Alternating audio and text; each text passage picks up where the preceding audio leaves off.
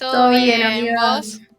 Bien, muy Qué bien. lindo, ya es viernes y encima fin de semana largo. ¿Qué Ay, más? sí, ¿Qué qué más bien. pedir? Re disfrutables Ya los fines de semana estamos. largos. Y Ay, sí. arrancamos este fin de semana con un programón, ¿no? Con un temazo que vamos a Sí. estar hablando hoy y con una invitada de lujo. Pero antes de adentrarnos en Ujú. eso, queremos saludar ahí a la gente del chat, a los que nos acompañan cada viernes, que están ahí del otro lado de la pantalla. Eh, Además de saludarlos, queremos decirle que se pongan participativos en los programas. Nos gusta que comenten, que ustedes también Sí. respondan las preguntas que hagamos. Y si surge alguna pregunta o comparten un versículo o algo que quieran agregar en el chat está siempre abierto y los vamos a estar leyendo, así que los animamos ahí a que estén activos en el chat. Y bueno, vamos a, si te parece, Belu, dar inicio ahí a la presentación del tema y de la invitada, ¿no? Sí. Sí, sí, sí, adelante, vamos. Bueno, hoy vamos a estar hablando ahí con nuestra Ahí. invitada. Pero ¡Hola! hola, ¡Hola, Karen! ¿cómo Bueno, va? para los que no la conocen, Karen es una genia. Así que antes de adentrarnos de lleno al tema de hoy, eh, Karen, si querés, presentate ahí, quién sos, qué haces de tu día y qué trabajas y todo. Bueno, mi nombre es Karen, aparece ahí igual. Yo fui psicóloga, me recibí hace un par de años, pero hice varias cosas y hace un tiempo que estoy, digamos, haciendo más lo que es clínica. Hice otras cosas antes de hacer clínica. Ujú.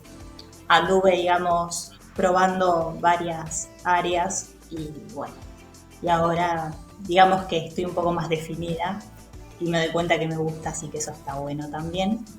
Y es parte también de ver que a uno le copa de la profesión, ¿no? Mm. Eh, Ujú.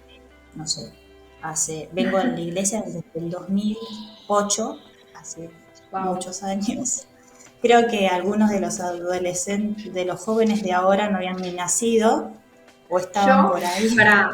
sumo algo a esto. Karen fue mi líder de adolescentes.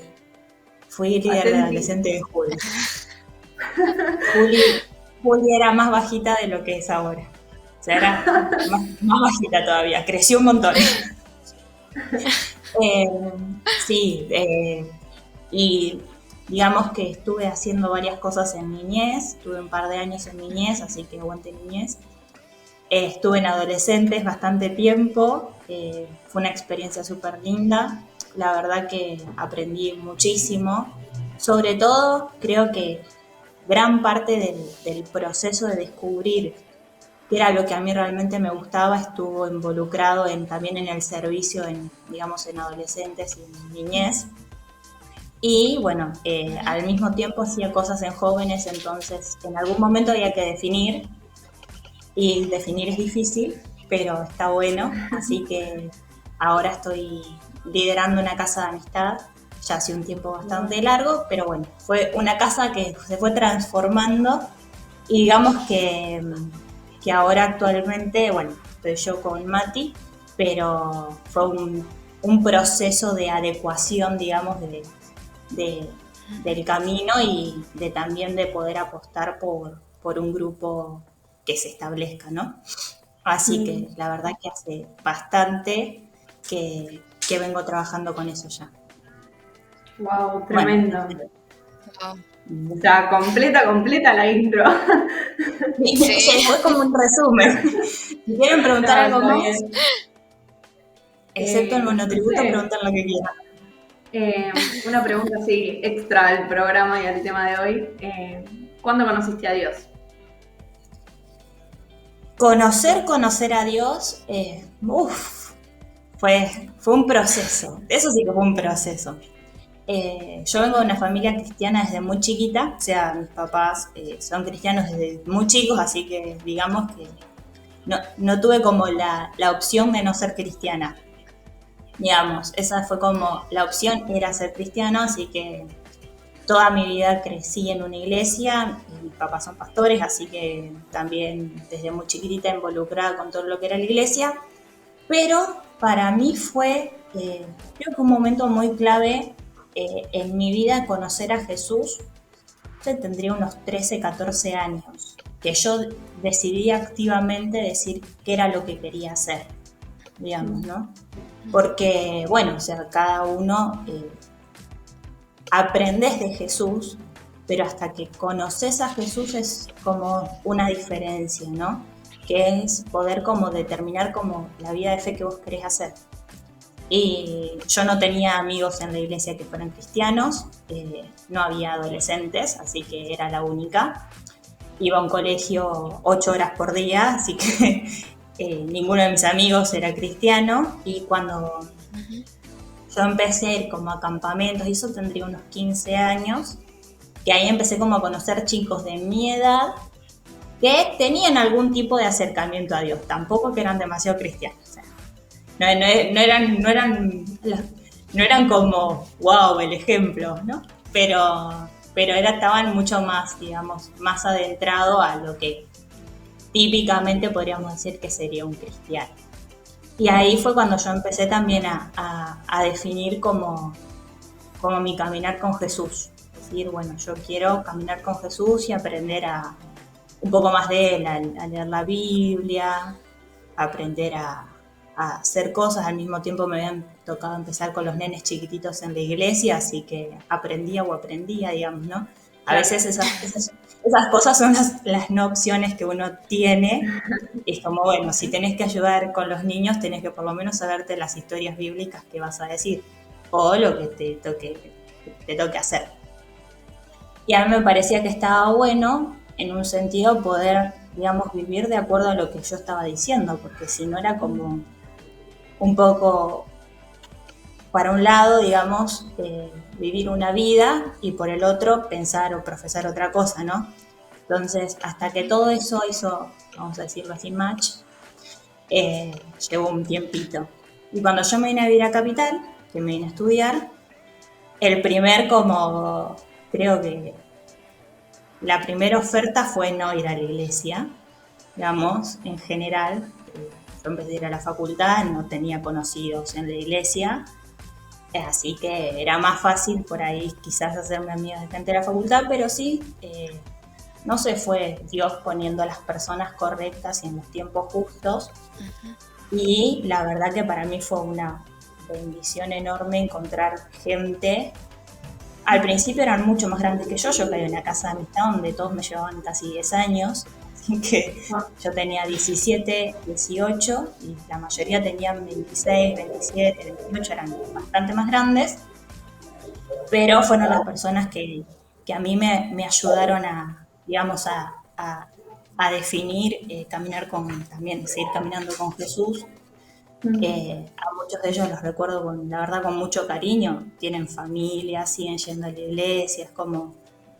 Y después empecé a conocer gente un poco más de mi edad que también tenía como las mismas expectativas que yo, y eso también fue algo muy lindo. O sea que muy variado, digamos, mis amistades en la iglesia, pero gracias a Dios también por eso, porque en la diversidad uno encuentra también el apoyo.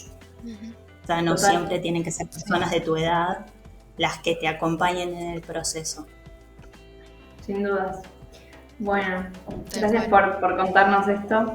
Y qué tremendo que de tan chica hayas como tomado esa decisión de que lo que hables y que lo que vivas como concuerde, ¿no? Como vos dijiste, que maché ahí. Así que nada, tremendo, porque creo que no somos tantas las personas que tenemos el privilegio de conocer a Dios, ¿no? De como vos decías, de saber de Dios desde la cuna, ¿no? De nacer en un ambiente cristiano, en una familia cristiana. Así que nada, qué bueno que tan chica hayas podido tomar esa decisión. Y bueno, para adentrarnos al tema de hoy, que tiene mucho que ver con el conocer a Dios, ¿no? Más adelante lo vamos a ir desarrollando, ¿no? Pero por si no vieron el flyer, los que nos están ahí viendo del otro lado, el flyer del programa, tenía el título del tema y es la metanoia, ¿no? Que ahora, como primer pregunta, la vamos a definir, ¿no? Así que te pregunto, Karen, ¿a qué nos referimos, ¿no? Cuando hablamos de metanoia? Mira, hay dos concepciones muy distintas de metanoia y esto está bueno porque tenemos lo que es metanoia a nivel teológico, que es un concepto, y la metanoia a nivel psicológico, que es otro concepto, que está bueno por ahí poder establecerlo, ¿no? Porque a veces es una palabra muy utilizada. Y al ser una palabra utilizada, es como cuando hablamos de meditación, por ejemplo. Yo cuando digo meditación, puedo hablarlo meditación a nivel teológico cristiano o meditación a nivel que la mayoría de la gente conoce, que es mente blanco. Entonces, a veces está bueno porque hay conceptos que nosotros tenemos que aprender a poder diferenciar y saber a qué se refiere. La metanoia, en un principio, para ambos lados, significa casi lo mismo, que es una transformación más allá. O sea, la metanoia habla de un cambio de perspectiva. Pero específicamente cuando nosotros nos referimos a metanoia, estamos refiriéndonos a un arrepentimiento. En cambio, el que más habla de metanoia en psicología es Carl Jung, que lo que habla es de un cambio instantáneo. Y ahí es donde entramos en conflicto total y profundo, porque la metanoia no es un cambio instantáneo, no es algo que yo hago instantáneamente, no es mágico. La metanoia me refiere específicamente a un arrepentimiento, un cambio a un viraje en el camino que estoy yendo. El primer, es una palabra griega, ¿no? Entonces, hace referencia a una transformación referente a algo que yo venía haciendo, en ese sentido el arrepentimiento, algo que yo venía haciendo, y doy una vuelta a 180 y me dirijo para el lado opuesto. Entonces, está bueno por ahí a veces diferenciar, ¿no? Porque tendemos a poner conceptos que se nombran iguales, pero que son muy distintos. Y para mí, en este sentido, la metanoia implica no solo un punto, sino un proceso consciente de cambio. No sé si respondí la pregunta. No, sí, totalmente. O Sí. sea, fue completo. Y me encanta esto último, ¿no? Del proceso. Que lo venimos hablando ya hace varios programas porque estamos como yendo a la par de lo que estamos hablando en las casas de amistad con lo de madurez emocional. Y sin dudas la metanoia tiene muchísimo que ver con ese proceso de cambio, ¿no? Y de madurez y de crecimiento. Y yo he dicho o hablado de la palabra metanoia bastante en mi corta vida porque tengo 20, soy joven, pero cuando he hablado de lo que significa y de lo que implica en uno, ¿no? Como que mayormente como en la mente, ¿no? Se refiere, o a los pensamientos, ¿no? O solo con acciones. Refiere en realidad nosotros somos seres integrales. Hay gente dentro de la iglesia, digamos, que habla de tripartitos o bipartitos, dependiendo de en qué posición pongas el alma o no. Pero nosotros somos, vamos a decirlo de esta manera, somos seres integrales. Tenemos un cuerpo, un espíritu y una voluntad. La voluntad refiere a la mente y a las conductas y a las emociones. O sea, lo que nosotros en general llamamos alma, como alma volitiva, es esto. Porque también podemos relacionar al alma con lo espiritual. Por eso yo hablo de la voluntad. No hablamos de... Pero esto está integrado, o sea, es todo parte de lo mismo. Yo no puedo encontrar el alma, y esto es digamos, o sea, si ustedes se ponen a revisar, vamos a Platón, Aristóteles, o sea, y seguimos para atrás y vienen siempre preguntándose lo mismo, ¿en dónde está el alma? ¿En dónde están las emociones? ¿En dónde está esto? ¿En dónde está aquello? ¿Cómo sé que está dentro de mi cuerpo? ¿Cómo sé que está fuera de mi cuerpo? Nosotros somos seres biopsicosociales, ya, de entrada. Somos seres integrales, tenemos un cuerpo. Este cuerpo que nosotros tenemos da cuenta de la creación y la naturaleza que Dios nos puso. En este sentido, yo digo, o sea, somos naturaleza creada por Dios, entonces nuestra naturaleza responde a un creador. Por eso tenemos una parte espiritual, ¿no? Porque Dios es en su naturaleza espíritu. Pero al mismo tiempo nos formó como cuerpo. Como agarró polvito, lo juntó y hizo Adán, ¿no? Agarró de Adán, la sacó a Eva. Entonces, nosotros tenemos un envase. Y este envase no es un envase vacío, es un envase que da referencia también a esto. A nivel cerebral, o sea, si nos ponemos a pensar en la neuropsicología o en las neurociencias, a nivel cerebral, nuestro cerebro, no hay un espacio específico de la mente.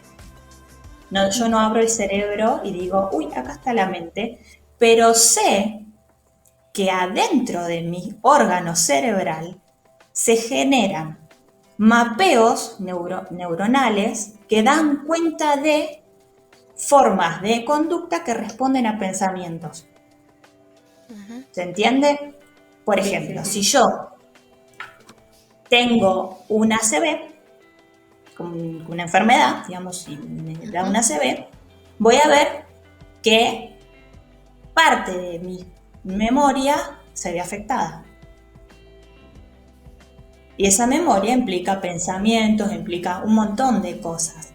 Entonces, yo no puedo decir, uy, acá está esta memoria de que yo me gustaba el dulce de leche. Pero sí, en la red neuronal, quizás se ve afectada esa parte de mi memoria y yo diga, me gustaba el dulce de leche post el accidente. Entonces, estas son cosas que uno dice, ¿dónde lo ubico? O sea, topográficamente no las puedo ubicar. No puedo decir, ay, acá hay esto. Pero sí puedo ubicar ciertas cosas, por ejemplo, cuando yo me paso de rosca, digamos, un sueño, que no duermo, me doy cuenta cuando me hago análisis de sangre que mi hipófisis no está regulando el sueño. ¿Por qué? Porque tengo las hormonas elevadas, porque bla, bla, bla, bla. Entonces, nosotros somos seres integrales y en esta integridad del cuerpo es donde yo veo que un cambio a nivel de la mente repercute en mis emociones, en mis acciones y hasta en mi cuerpo. Y de esto también hay estudios. Hay estudios que demuestran que un niño cuando es hablado, por ejemplo, por los padres, responde de una manera distinta cuando un niño no es hablado. ¿Por qué? Porque se dan más plasticidad, se da mucha más flexibilidad, neuronalmente hablando, se recorren otros circuitos sinápticos. Entonces yo puedo dar cuenta de que existe la mente por eso, por los resultados que hay en el cuerpo. No la puedo ubicar, pero sí sé que existe. O sea, yo sé que existe algo por la ausencia o presencia, más que por una estructura que yo toque, digamos, física. Entonces, cuando yo hablo de cambios y procesos a niveles de la mente, también repercute. O sea, yo no puedo cambiar un pensamiento y no coincidir conductualmente con eso. Claro. No sé si se entiende. Usted dígame si yo estoy hablando muy difícil o estoy hablando mucho. No, se reentendió. No, está bien. Sí. Sí, aparte son prácticos también los ejemplos que uno da, ¿no? A lo cotidiano, porque ahí podemos entender más que nada la teoría. Sí, está excelente, yo lo reentendí. Buenísimo. Sí. Igualmente un comunicador, alguien que hace programación neurolingüística le va a poder explicar muchísimo mejor lo que yo le estoy diciendo. Pero digamos que en este sentido nosotros somos seres muy flexibles y permeables. O sea, antes se hablaba de tela. El niño, hasta los 6, 7 años, ponerle una cosita así, su mente era muy flexible y cuando entraba al colegio como que todo eso se volvía un cuadrado y se rigidizaba y todo lo demás. Si hay una proliferación neuronal, digamos, desde que nacemos hasta los 5 o 6 años, biológicamente hay como una, digamos, una aceleración celular a nivel cerebro, pero eso no significa que yo no pueda reestructurar el cerebro aún hasta cuando muero. Un ejemplo negativo de eso, por ejemplo, son las adicciones. Cuando yo tengo una adicción a algo, veo como una adicción o algún tipo de problema que refiera a algo que tiene que ver con psicofármacos, con conductas lesivas, con abuso de sustancias. Veo que hay rasgos en mi cerebro que se han modificado. ¿Por qué? Porque hay más producción de serotonina, de dopamina, o no la hay más producción de calcio, o no lo hay. O sea, todas estas cosas afectan la red sináptica de nuestro cerebro. Entonces, no es que yo dije, a los 5 años me dejaron de nacer neuronas y ya establecíamos todas las redes. No, nuestro cerebro es un órgano que constantemente está en continuo cambio. Nuestro cerebro, nuestra piel, o sea, todo lo que somos nosotros estamos en constante cambio. Lo que pasa que son cambios que nosotros no damos cuenta de esos cambios. O sea, yo no estoy pensando, ahora estoy cambiando mi cerebro porque tal y tal y tal cosa. Claro. Vamos, son cambios que pasan de manera, como vamos a decirlo, un poco inconsciente. O sea, no doy cuenta de eso. En cambio, la metanoia refiere a otro tipo de cambio, refiere a un cambio consciente. Refiere a un cambio que yo hago intencional. O sea, hablo de un arrepentimiento intencional. Estoy diciendo, hasta acá, lo que hice no me llevó por el camino que me convenía. Convengamos que hablamos de fe. Y la fe produce cambios. O sea, no es que los dones espirituales no producen cambio en nosotros. Hay estudios muy recientes que también hablan de cómo se producen cambios positivos en el cerebro dependiendo de las actividades que yo haga. Por ejemplo, cuando yo hago deporte, a mí me encanta comer hamburguesas con papas fritas. Pero por el bien de mi salud, sí, porque chicas, no puedo vivir comiendo hamburguesas con papas. Por el bien de mi salud, no puedo comer todos los días hamburguesas con papas. Primero porque deseo largos años de mi vida en buen estado, no en mal estado, digamos, no sé, como que. O sea, si yo todos los días de mi vida como lo mismo, mi cuerpo va a dar cuenta de eso, ¿no? Entonces, si yo no hago cambio respecto de eso, también mi azúcar va a dar cuenta de eso, mi colesterol va a dar cuenta de eso. O sea, ya no va a ser solamente a nivel estético. Digo, a nivel estético no me veo como hegemónicamente tendría que verme. Pero a nivel salud, tampoco. Claro. En cambio, cuando yo tengo cambios positivos respecto de cómo yo me manejo, veo también resultados de eso. No solamente, o sea, si yo consumo mucho azúcar, me cuesta más, por ejemplo, el acto de dormir. Si yo consumo mucho café, si yo consumo mucho chocolate, si yo consumo muchas sustancias que me tienen todo el tiempo arriba, para conciliar el sueño me cuesta mucho. Y eso afecta a cómo yo estoy procesando mi información a nivel cerebral.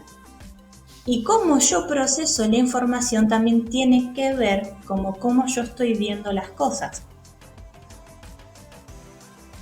Y si yo en mi sobreexposición a cómo veo las cosas empiezo a ver las cosas de mala manera, todo lo que yo vea de mala manera va a tener resultados negativos.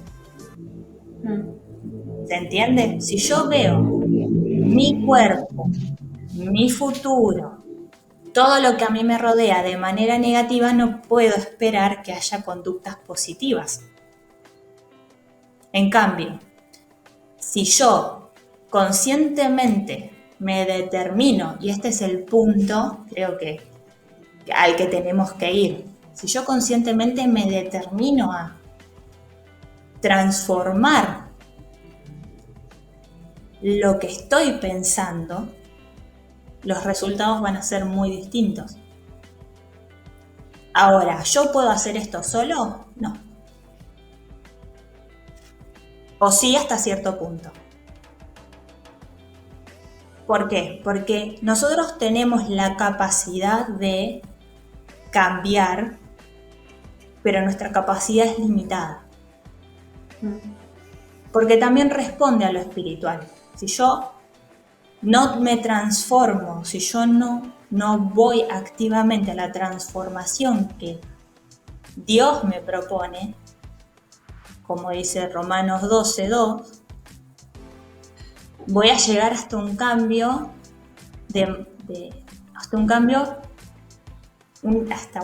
hasta ahí. Por eso, como yo siempre digo, todas las ciencias son ciencias, nada es perfecto. Yo, siendo psicóloga, veo las fallas que hay en las teorías psicológicas. ¿Por qué? Porque todas apuntan a algo o muy específico del ser humano, o porque simplemente fallan porque están hechas y pensadas por seres humanos. Claro.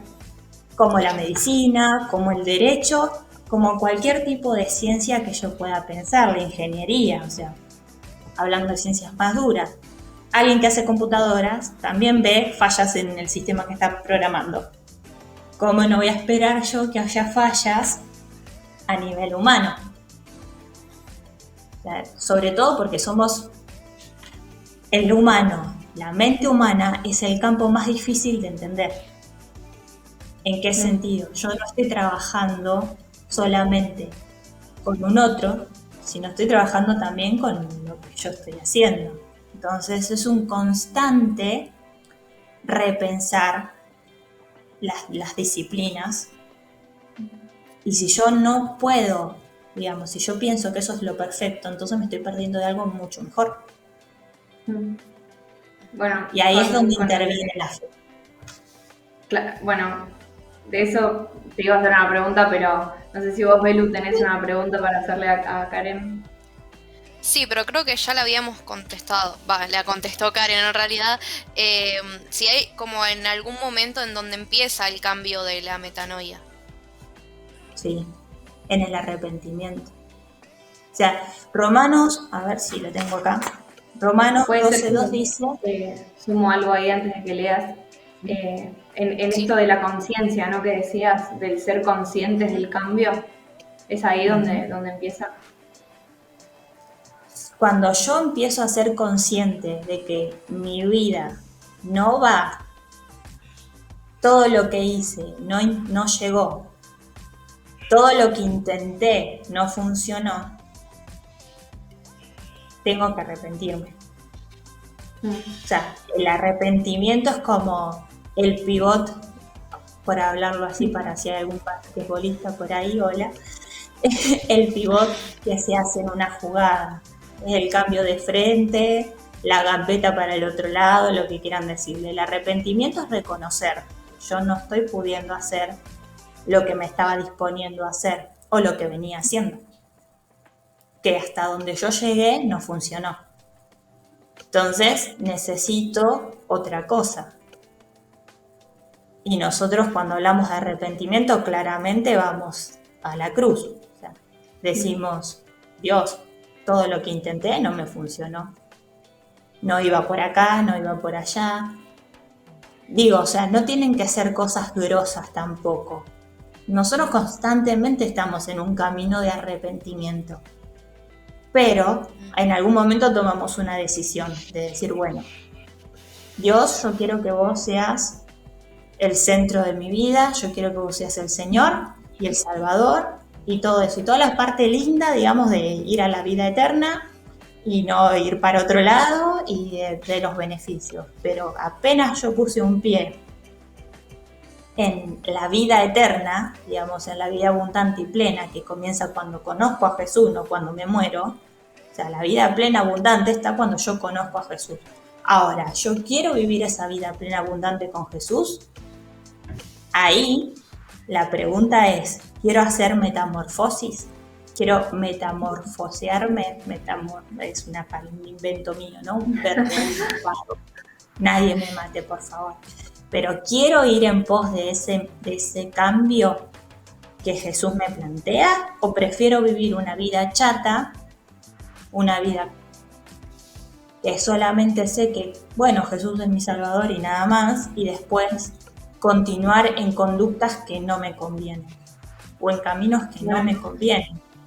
Con esto que decís, se me viene a la mente el pueblo de Israel en el desierto, ¿no? Yo justo estoy reestudiando eso en la Biblia y cada vez que leo en libros distintos, ¿no? Porque sabemos que desde el Génesis hasta Números cuenta todo el trayecto, ¿no? Del pueblo de Israel desde Egipto hasta la Tierra Prometida y, bueno, también la creación, ¿no? Pero en específico el pueblo de Israel, esos 40 años, ¿no? De proceso, porque fueron esos 40 años de preparación para la promesa de Dios, o sea, siendo cumplida en sus vidas, ¿no?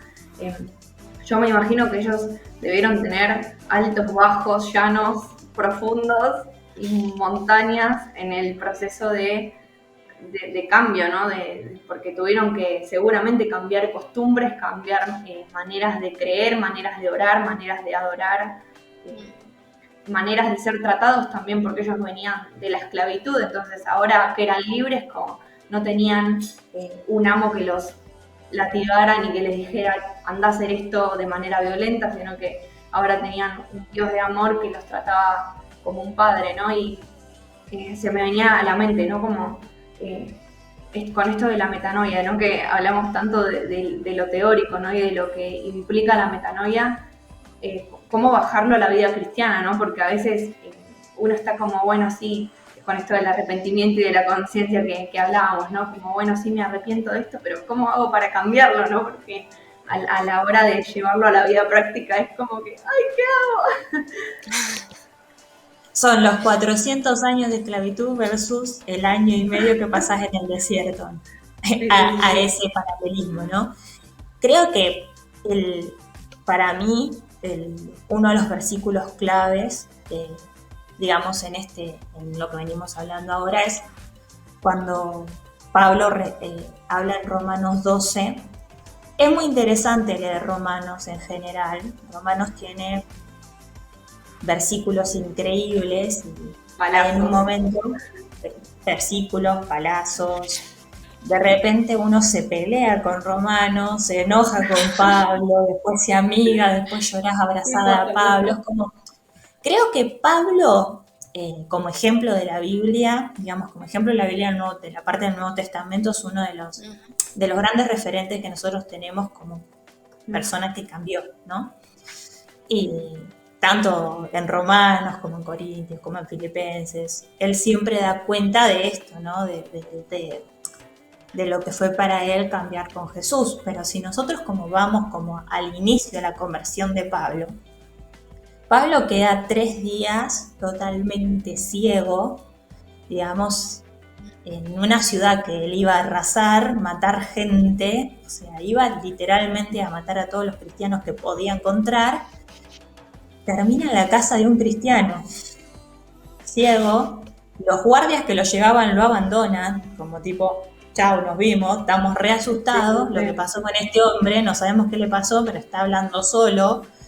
Nosotros vemos que hay un resplandor alrededor, pero no vemos a nadie. Este tipo viró, vamos a decirlo así, ¿no? Y Pablo está 3 días en un ayuno, sin comer, sin tomar nada. Él y el Espíritu Santo y Jesús, digamos, ¿no? Y tiene que ir otro hermano a enseñarle y a explicarle todo lo que le estaba pasando. Y el hombre le dice a Jesús, básicamente, ¿no? Yo no, él te viene a matar, ¿no? ¿Qué voy a ir a hacer yo, no? Y le dice, no, anda porque ahora como vamos a hacer la larga corta, se convirtió, se volvió al bando de los buenos. Y bueno, llega, ora por él, a Pablo se le caen las escamas de los ojos y de ese momento para adelante Pablo se convierte en un ferviente defensor de Cristo, de la iglesia y de todo lo que había hecho, pero un tiempito atrás había estado siendo el que miraba mientras apedreaban a Esteban. Pablo no era vamos a decirlo, un pichi, era un tipo con un peso pesado. Y de hecho en Filipenses él les dice, yo tenía todo. Todo lo que querían ustedes, todo lo que anhela cualquier persona, yo lo tenía. Tenía posición social, tenía reconocimiento. Por medio de la posición y el reconocimiento también había dinero, o sea, no es que hay, no, pobre Pablo. Claro. Y de repente Pablo tiene que abandonar toda esta vida y toda esta cultura en la cual estaba inmerso y ponerse a trabajar con las dos manos y pasar necesidad y pasar hambre y pasar golpe y pasar azotes y pasar de todo en su vida. Y en un momento dice, o sea, todo eso para mí es mejor que todo lo que viví antes. Eso es un signo de arrepentimiento. Ahora uno dice, Pablo estaba loco. O sea, humanamente, Pablo, estás loco. O sea, ¿cómo vas a elegir el azote por sobre estar sentado hablando de política y de religiones? O sea, Pablo tenía la posición, o sea, era ciudadano romano por el lugar en donde había nacido también. Entonces tenía, digamos, venía con todos los chiches, Pablo, era como él. Digamos, el ejemplo sumum para decir, este es un espectacular ser humano. Y sin embargo, la agarra y dice en Filipenses, todo eso a mí no me sirve. ¿Por qué? Porque yo quiero conocer a Jesús, yo quiero ir en pos de esto, ¿no? Y en Romanos 12 dice, ustedes no se conformen a este siglo, al siglo que están viviendo, a este mundo, a estas costumbres, dice, sino transfórmense, dice, mediante, bueno, por medio de la renovación, mediante la renovación de la mente. Ahí Darío pone el cartelito, gracias Darío, dice, así van a comprobar, pueden comprobar cuál es la voluntad de Dios, ¿no? O sea, no se amolden, acá es como el punto, o sea, todo esto que yo les conté desde Romanos 1 a Romanos 12, les cuenta así como un montón de cosas, ¿no? Dice, no se amolden entonces al mundo que están viviendo. Dice, sean transformados. Y esta transformación es la misma palabra que se utiliza para cuando Jesús se transfigura en el monte. Literalmente es la misma palabra. O sea, la transformación de la que está hablando Pablo no es, antes me gustaba el azul, ahora me gusta el celeste clarito. Pablo está hablando de un cambio total de cualidad y de cantidad. Pablo está hablando de, dejen de ser humanos básicos y entiéndanse como seres espirituales con un Padre espiritual. Es el mismo Pablo que en Romanos 7 les dice, todo lo que yo quiero hacer lo hago mal. Aquello que es bueno, eso no hago. O sea, estamos hablando del mismo Pablo, en la misma carta. Dice, todo lo que yo quiero hacer no me sale. Pero gracias a Jesús, que Él restaura y cambia todo lo que hay en mí. Y después empieza, por eso somos más que vencedores y todos los versículos que nos encantan de Romanos 8. Y después viene después que nos dice todo de Romanos 8, sale con Romanos 12, más adelante dice, no se amolden. Es una piña en la cara.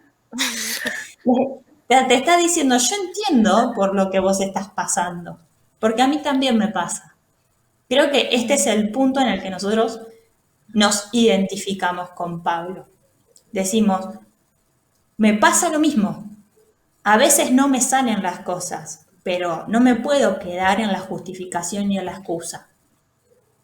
Si yo me quedo en la justificación y en la excusa de que las cosas no me salen, ahí perdí.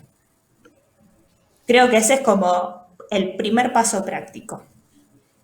Si yo me quedo en lo que, ay, no me sale, bueno, entonces listo, no lo hago, ya salís perdiendo. ¿Por qué? Claro. Porque no estás yendo a la transformación que Jesús pide. Claro. Porque este es el punto, o sea, Jesús está pidiendo esta transformación. Jesús te está diciendo, levantá la cabeza y mirá arriba de la nariz. Fíjate cuál es mi voluntad, verificala. O sea, en otro versículo dice, en el mismo versículo, en otra versión dice, verifiquen ustedes de manera, o sea, contundente, de forma como mental, vamos a decirlo así. O sea, chequea lo que te estoy diciendo, que la voluntad de Dios es buena, es agradable y es perfecta. Pero si vos no levantás la cabeza, no mirás más allá, no cambiás tu actitud de manera consciente, no decís, no lo puedo hacer todo, porque el punto atrás de todo es, no lo puedo hacer todo solo y tengo que ser humilde. Si yo no soy humilde para reconocer delante de Dios las cosas que están mal en mi vida o que necesitan un cambio, entonces nunca voy a lograr cambiar, porque naturalmente voy a terminar siendo, vamos a decirlo así, cizaña. Yo puedo elegir ser un grano, un trigo, una espiga de trigo que tiene granos o una cizaña. Entonces, si yo no me transformo, no llevo fruto. Yo no puedo llevar fruto y ser maduro y ir hacia la madurez si no me humillo delante de Dios, si no me arrepiento y si no cambio mi manera de ver las cosas. No hay demasiados mapas ocultos con Dios. No hay cosas que uno dice, uy, ¿por dónde vamos? O sea, es muy simple y sencillo en el sentido en el que Dios nos plantea las cosas. Lo que pasa es que a nosotros nos cuesta mucho. ¿Por qué? Porque tengo que hacer cargo yo de que soy una mal pensada, de que a veces me cargo con cosas que no me tengo que cargar, de que a veces trato mal a la gente, o sea, todas esas cosas con las que yo me justifico, con que, ay, no, es que nací así, que mi carácter, que mi familia, que porque soy tano o lo que sea, que vengo, porque no sé, porque tengo sangre factor B negativo, entonces por eso nací así. En ningún lado, acá Pablo dice para todos, transfórmense, o sea, ustedes decidieron esto. Creo que ese es el punto, es poder hacerse cargo de la decisión que uno toma. Si yo decido estar con Jesús, tengo que poder caminar o tratar por lo menos de decir, no me sale, pero lo intento, lo sigo intentando. Y esto no significa que todos lleguemos, o sea, que todos seamos perfectos, porque a veces como que llevamos como esta vida a la perfección. Entonces, tengo que ser la perfecta ama de casa, la perfecta cristiana, la perfecta trabajadora, todo perfecto. Y ahí es donde más se nota mi orgullo y donde menos se nota mi humildad con Dios. Cuando yo en todas las áreas de mi vida quiero hacer todo perfecto, no estoy dejando entrar a Dios, porque mi humanidad está llevándose todo. Entonces, si yo me llevo todo, ¿qué queda para Dios? ¿Qué queda para decir, che, acá Dios se glorifica? Porque la verdad soy re débil, me recuesta. Yo, por ejemplo, por ahí hay gente en YouTube que me conoce y gente que no me conoce. Soy un amor, no, mentira. A mí me costó mucho, y yo creo que es algo que en un momento, en una de las preguntas, yo chequeé ahí, decía, una experiencia personal. Ahí vieron, les hago el trabajo. Me costó mucho a mí tratar bien a las personas. ¿Pero por qué? Porque naturalmente mi personalidad es una personalidad muy aguerrida y digamos que me faltaban algunos filtros. Unos cuantos. Entonces, Yo tendría que haber nacido con Instagram en la cara, literalmente, y no. Con todos los filtros, todo, hasta el de Pixar. Necesitaba todos y no vine con ninguno. Y eso me hizo chocar muchas veces con las personas, me hizo muchas veces decirle a las personas de las cosas que no era que estaba diciéndole algo incorrecto, pero se lo estaba diciendo de mala manera. Entonces, ¿dónde estaba el amor de Dios ahí? Y a mí, creo que a los 21 o 22 años, ahora ya tengo bastantes más, no voy a decir cuántos, me costó mucho, yo lloré mucho tiempo. Y esto es algo que lloré mucho tiempo, no por lo que me hacían otros, lloré mucho tiempo por cómo yo era respecto de esto, hasta que le pedí a Jesús que por lo menos me diera una mirada de amor con el otro, que me enseñara a él a amar al otro. Y obviamente hay momentos, veces que hay momentos en los que a mí no me gusta, digo yo, no me gusta amar. A nadie le gusta amar, quiero decirlo, a nadie le gusta y dice, ay sí, yo amo a todo el mundo, mentira. Nosotros amamos a los que nosotros queremos amar. Pero a los que nos hacen daño, a los que nos molestan, a los que nos caen mal, a esos es difícil amarlos. Entonces, necesito poder amar. Y Karen, la Karen natural, la Karen con la personalidad aguerrida y todo, le costaba mucho poner cara de te amo, en serio. Mi cara no era una cara, ya de por sí, no me cruzaras en un mal día. Pero además de no cruzarme en un mal día, no te cruzaras conmigo en un mal momento, porque no ibas a encontrar a la Karen más amable. Y es algo con lo que yo todos los días lucho en el sentido de decirle, Dios, en este aspecto de mi vida yo te necesito. Y estoy hablando de algo muy, digamos, muy chiquito a veces, ¿no? Uno dice, ¿cómo hago con esto? ¿Cómo hago para ser transformado?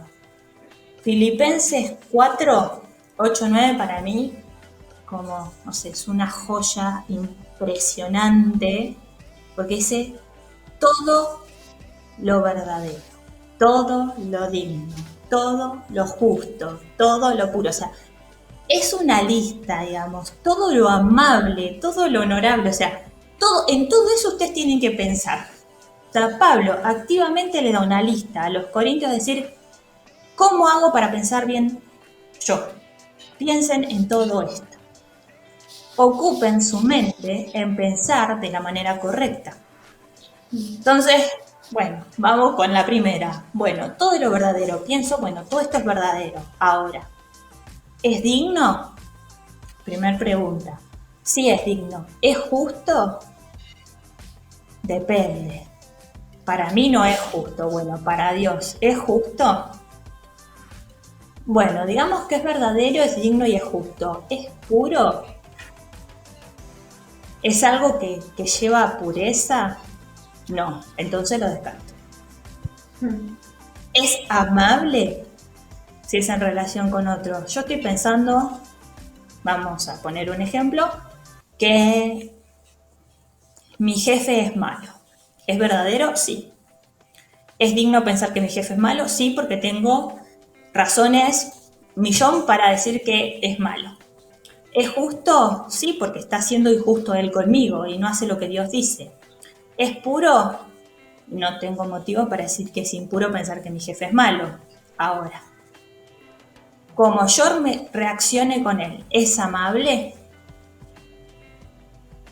Lo que yo estoy pensando de él, ¿es amable o no es amable? Y ahí es donde digo, creo que lo estoy juzgando de más.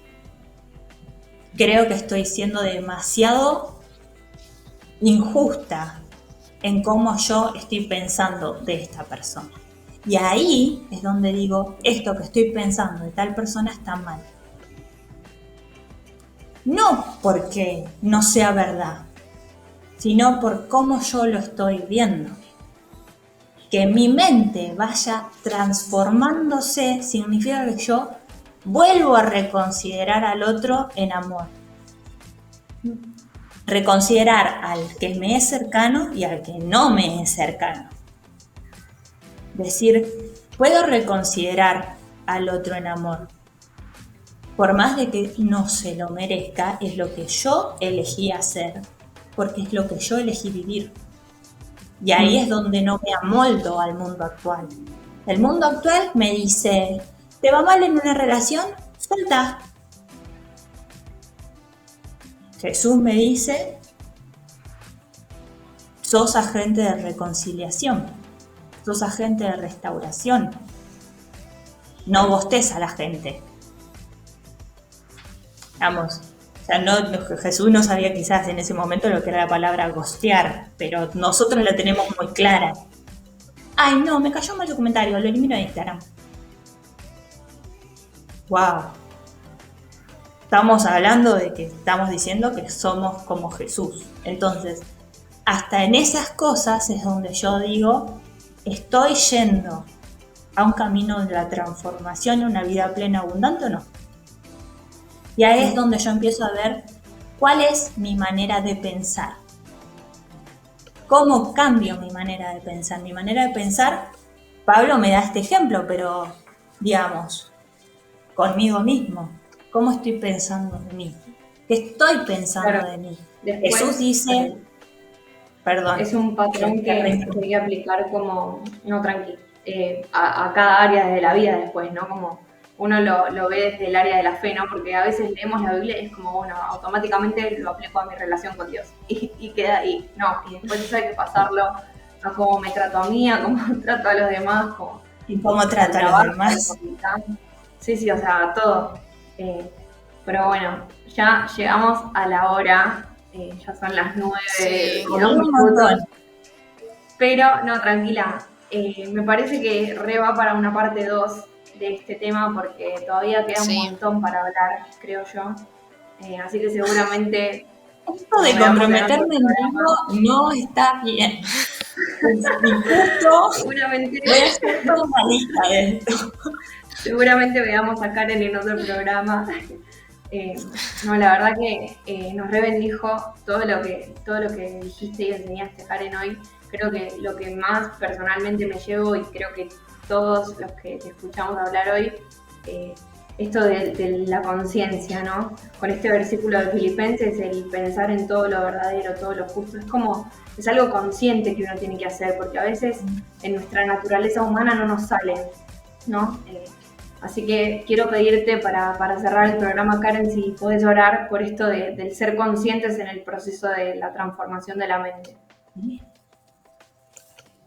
Bueno, de paso les digo a los del chat hola, porque así no los dejamos ni participar, pero espero que hayan participado.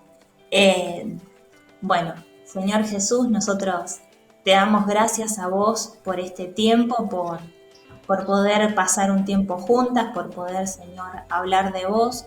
Señor, te pedimos en este tiempo que, así como cada una de nosotras, Señor, y los que están en este momento mirando, Señor, los que están en el chat, Señor, podamos ser renovados, Señor.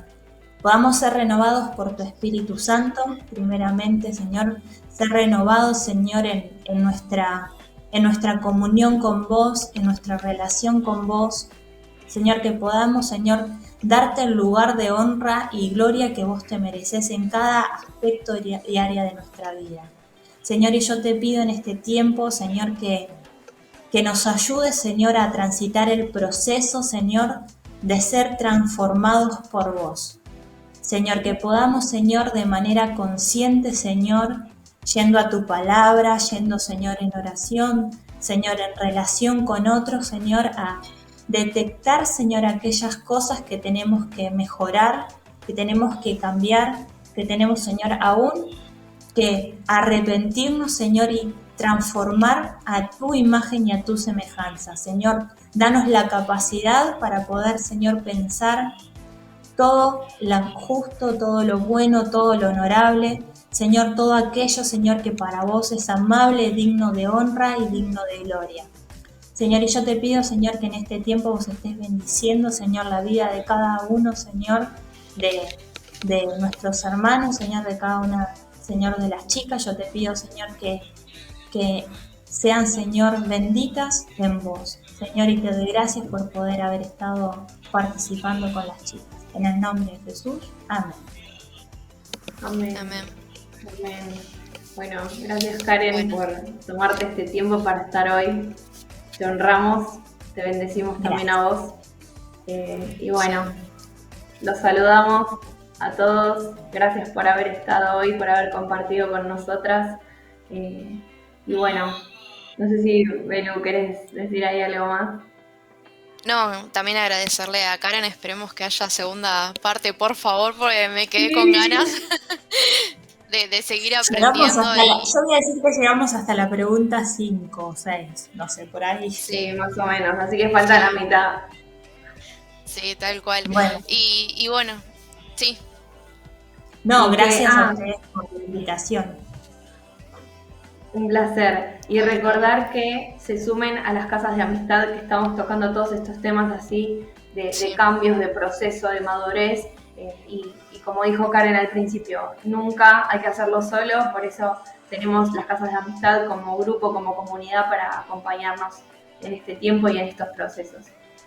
Así que bueno, nos tal despedimos cual. por hoy, que Dios los bendiga mucho y nos vemos el próximo viernes. Dios les bendiga. Chao. Adiós. Chao.